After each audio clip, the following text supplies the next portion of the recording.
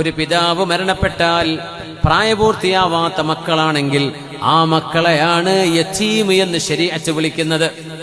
യതീം എന്ന് പറഞ്ഞാൽ 15 വയസ്സിന്റെ താഴെ പ്രായമുള്ള കുട്ടികൾ. ആ കുട്ടികളുടെ പിതാവ് മരണപ്പെട്ടാലാണ് യതീം എന്ന് ശരീഅത്തുൽ ഇസ്ലാമിൽ കർമ്മശാസ്ത്ര നിയമപ്രകാരം യതീം എന്ന് വിളിക്കുള്ളൂ. യതീമായൊരു കുട്ടിനെ കല്യാണം കഴിക്കുക എന്ന് പറഞ്ഞു.